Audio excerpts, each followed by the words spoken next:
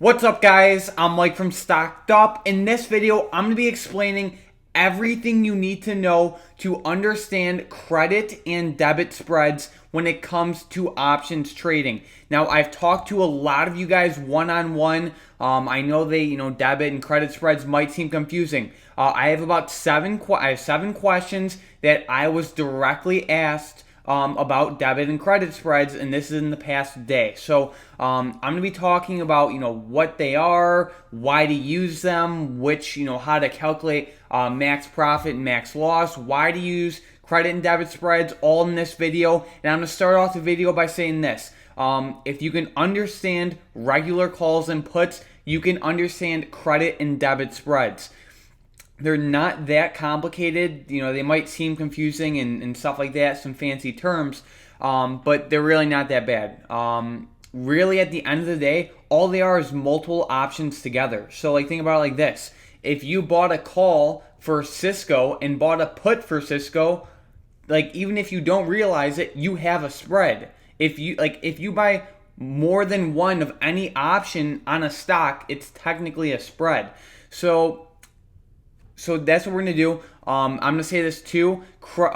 Spreads in general are a lot better overall to trade than just regular naked calls and puts. And that's for, a couple reasons. One, you'll have a higher chance of winning most of the time. You'll have a lower cost and usually better risk to reward ratios. You can fight time decay better, and you can even make time decay work on your side. So we're going to get right into it. So I have a couple questions here, but I'm just going to give a couple preliminary information first. So there are two types of spreads. There are debit spreads and there are credit spreads. Just like a debit card and a credit card, with debit spreads, you need the money. So for example, if you want to buy, let's say the spread costs $50, right? That's the value of the debit spread. You need to have the $50, okay? But let's say like a credit spread, let's say you get a credit of $20.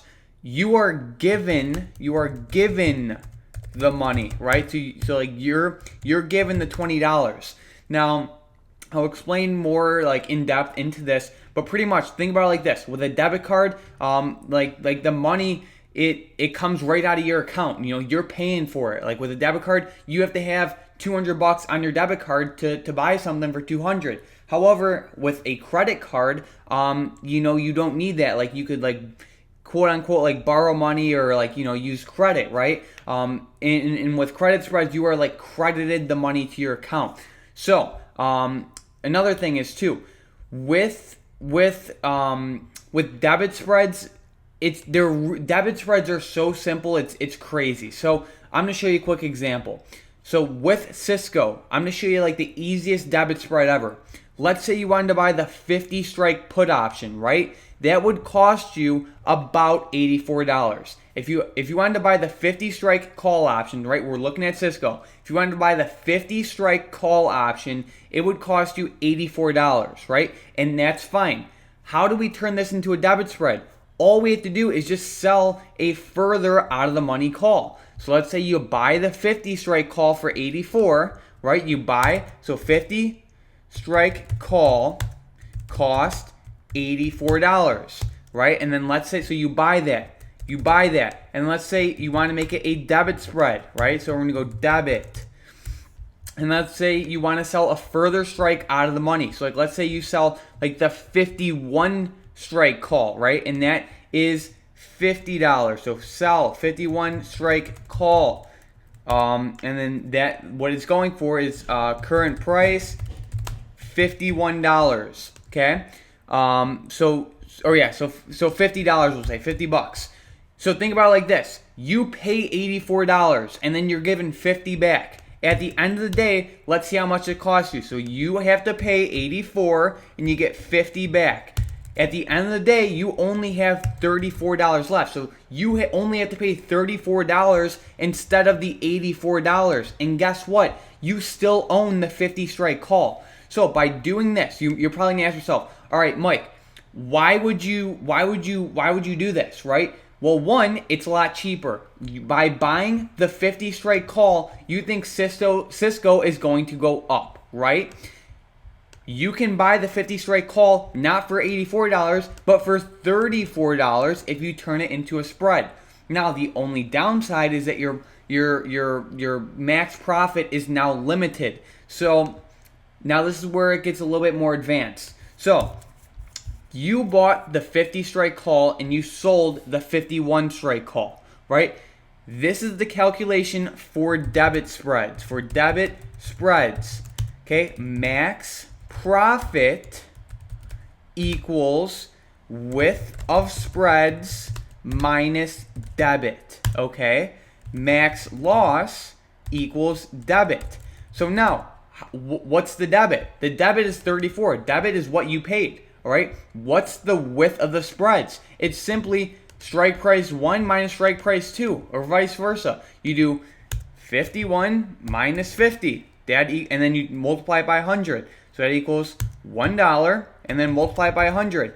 So the width of the spreads is $100. So if we do max profit, right, max profit on this, max profit equals width of spreads, so that would be $100 minus debit minus 34. So 100 minus 34, $66. Okay, max loss equals 34. So you're literally risking, by doing this debit spread, you're risking 34 to make 66. Now, another pro by doing this instead of just buying the 50 strike call is that you sold the 51 strike call, and we all know options decay. So let's say by whatever, let's say like this option's a weekly option. So let's say by Thursday Cisco still didn't go up. You wouldn't have lost that much money because this 51 strike call option decayed. So this would probably only be worth like $10 by Thursday, and this would also decay, but you wouldn't lose as much as if you just bought the 50 strike call option, because you have this option working on your side too. And let's say Cisco goes up to 55, then okay, you make your max profit. Now, in order for you to make your max profit, you just need Cisco above the 51 strike call, and then you'll get your max profit. Okay, your break-even price would be, is a little bit more advanced, and you don't technically need to know this, but your break-even price would be the call you bought plus the debit. So it would be 50.34. That would be your break-even price. Okay, so that's debit spreads. Why do you want to trade debit spreads? Because one, helps to fight time decay, because you bought a call and sold a call. You know, even if the option or the stock doesn't move too much, you still have time decay working on your favor. Two, it gives you better risk reward scenarios. You know, your max loss and max reward is defined. You're risking 34 to make 66. Okay, now we're gonna move on to credit spreads. This is a little bit more advanced, but we're gonna use the same example. We're gonna use the same example just on the put side. Okay, so let's say we go to Cisco again. Okay, and let's say we're looking at like the 49 strike put, right? Now this is a credit spread, so we know that we're going to be given the money, right? With debits, we have to pay the money. So on this debit spread, you had to pay $34, and since you paid $34, you have the opportunity to make 66. Now with credit spreads, you have to understand what you're doing. With credit spreads, you want both options to expire worthless, because you are given money. So with debit spreads, you want both options to expire as expensive as possible, because then you'll make your max profit. With credit spreads, you want the options, whatever options you're trading, to be worth 0 by expiration. Okay?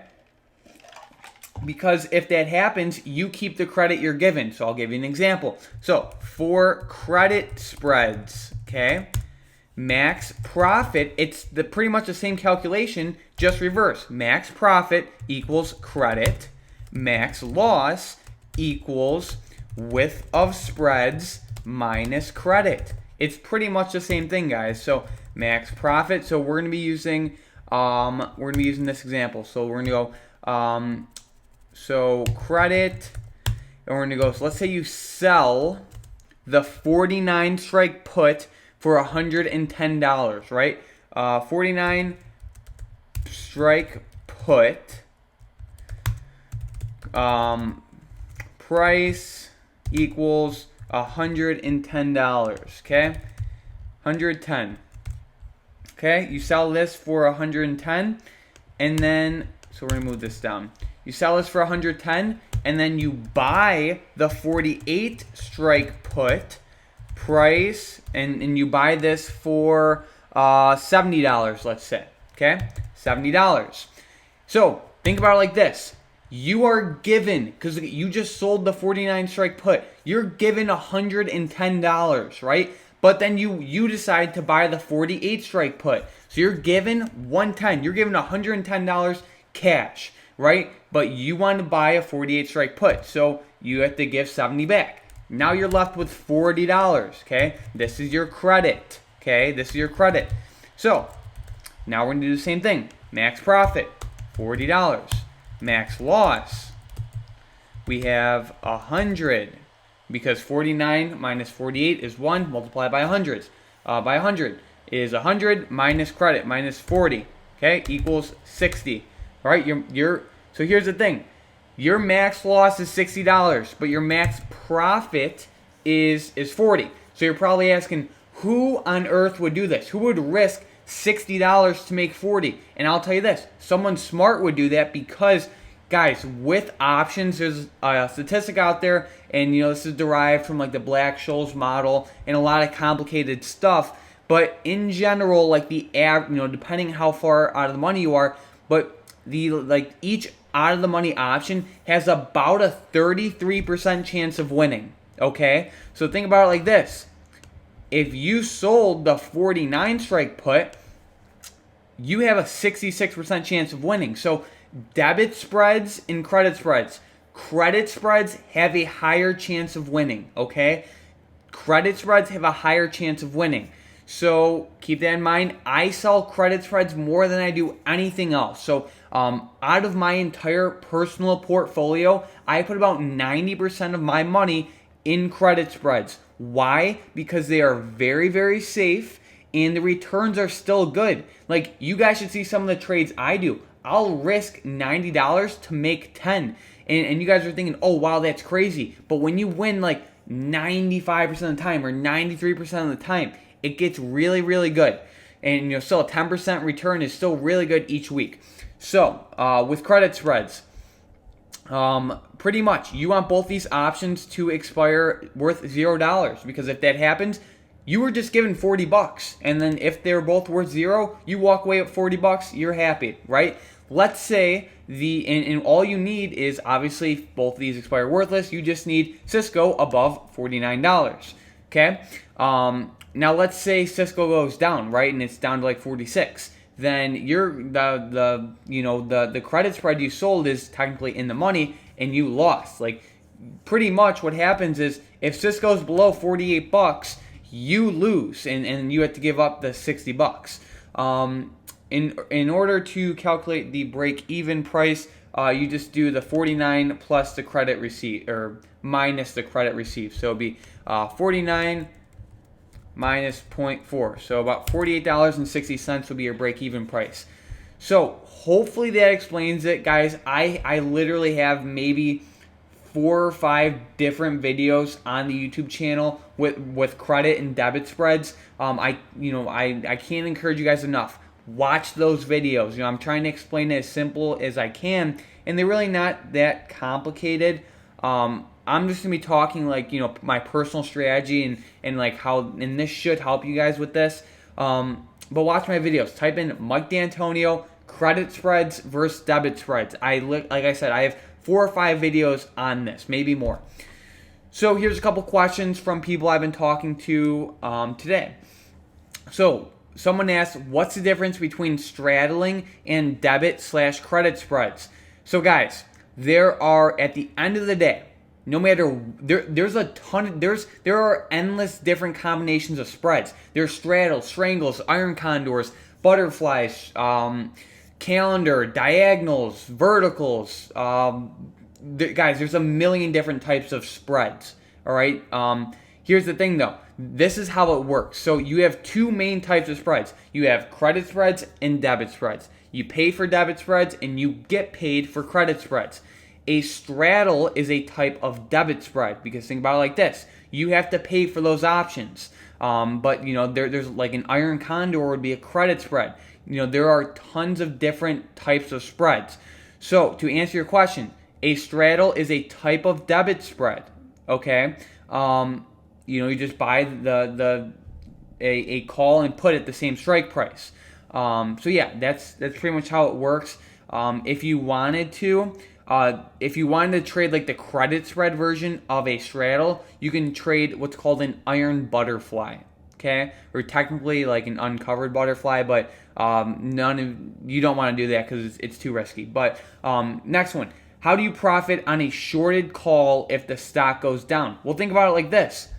Let's say Cisco right now is at $49, okay? And let's say you short the 50 strike call. You're going to short that for $80. If Cisco is down to $45 tomorrow, this call is going to be worth pretty much nothing, and then you profit. Think about it. You just sold someone that 50 strike call for $80, and now it's probably worth 10. So you shorted at 80, and let's say you cover at 10, you just made $70. So you want the stock to go down if you're short calls, and you want the stock to go up if you're short puts. Okay, how can credit spreads be more beneficial than debit spreads if there is such a larger chance to incur a large loss? Now, this is an amazing question, and it's very great question. Okay, credit spreads, you'll win a lot more than when you win with debit spreads. With debit spreads, you might win 30 to 40, maybe 50% of the time, depending on your strategy. With credit spreads, even if your strategy is horrible, you'll still win, a very, very, very, very likely, you'll still win more than half the time. With some credit spreads, you'll win like 90% of the time. How do you find the max profit and loss? So we just went over this. Hopefully this answers it. If it doesn't, let me know in the comments down below, and I'll help you out.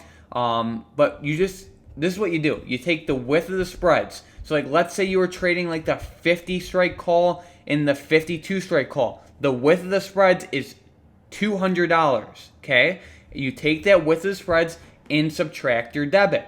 So if you had to pay a debit of 34, you'd do 200 minus 34. And then that will give you your max profit for debit spreads. And if you like sold it on credit, this will give you your max loss.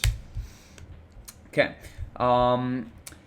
When you short a call or put, where does the credit for it actually come from? Think about it like this. If you short this 51 strike call, the credit just comes from the person who bought this from you. Like, think about it like this. You just sold someone this 51 strike call. Okay? Whoever bought that, that's where the money comes from. So whoever's on the other side of your trade. Is there any reason for buying the long call / put before getting the short call / put? What you want to do is you want to buy these both at the same time. Now, Robinhood's a little bit weird, and like you have to trade about like 10 or more options to be able to even trade spreads on Robinhood.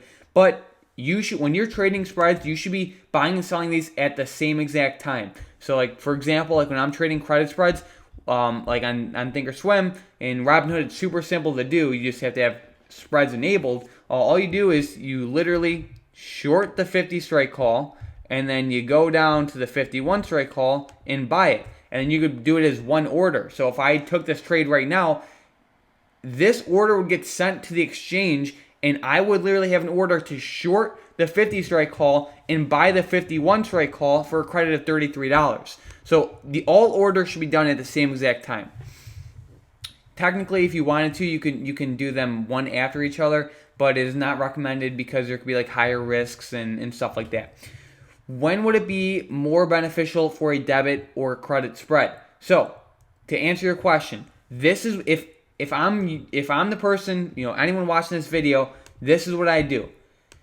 If you are just going to buy a call or put, you can easily turn that into a debit spread. For example, let's say you think Coca-Cola is going to go down, right, to $59, okay? Guys, this is a perfect example. Let's say you think Coca-Cola is going to go down, right? And you want to buy the 59 strike put that expires in March, okay? Or, no, actually, okay, this is what we're going to do. Let's say you think Coca-Cola is going to go down, and you want to buy the 60 strike put that expires in March, and you look at the price, and you see $140, and you say, oh, I don't want to pay that. What you could do instead is you could say, you know what? I don't want to pay $140. So what I'll do is I'll buy the 60 strike put, and then I'll sell the $57.50 put. That way, I'll pay $140 and I'll get $40 cash back. So instead of the trade costing me $140, it'll only cost me $100.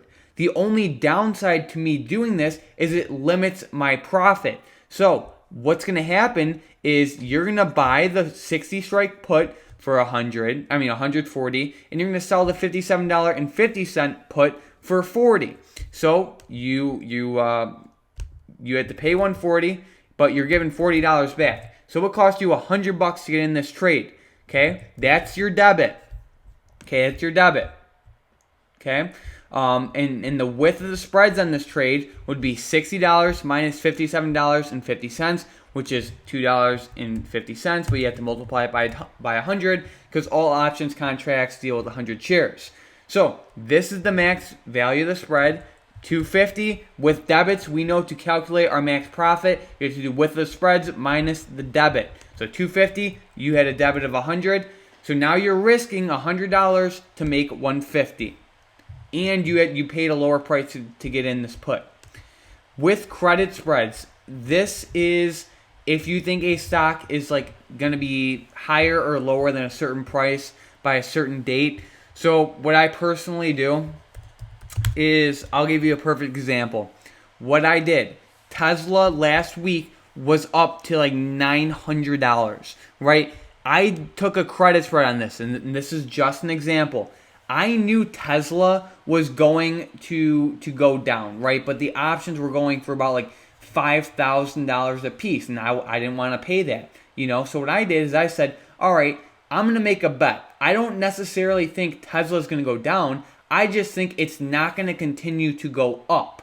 So what I did is, instead of just buying puts on this day right here, I just sold call credit spreads. So I sold like the 1,000 strike call and bought like the 1,010 strike call, and I got a credit. You could say you would have got a credit of, let's say, like, I don't know, $200 and you'd be risking $800. Okay, credit spreads, the odds are a lot more in your favor. They're a lot more in your favor, and they're a lot safer. To answer your question, when you think a stock is just going to be higher or lower than a certain price by a certain date or time, that's when you want to use credit spreads. So, like, for example, if you think Tesla is going to be, above,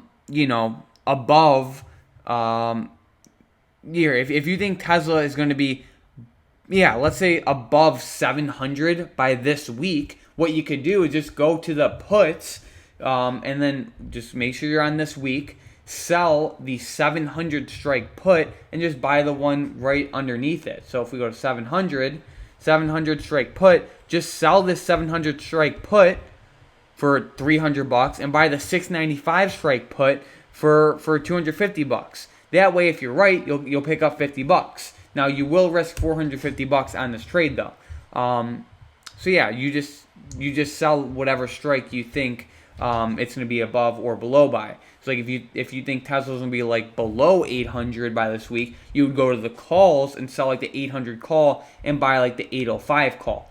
Now, guys, I hope this video answered your questions. I know some of you guys are probably still confused, and that's okay. Rewatch the video, ask questions. You guys know I'm going to be answering every single comment in the comments down below about the spreads. Like I said, I'm answering every single question down below. It's really not as complicated as you guys think.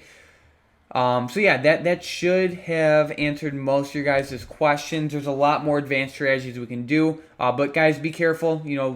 risk your own money. I'm not responsible for anything, any mistakes or anything. So be careful, ask questions, learn. So yeah, ask questions, learn. I'll be answering all the questions down below. So if you guys have any questions or anything like that, let me know in the comments down below. Thank you everyone for watching this video. I'll leave a like, comment, and subscribe. Thanks for watching.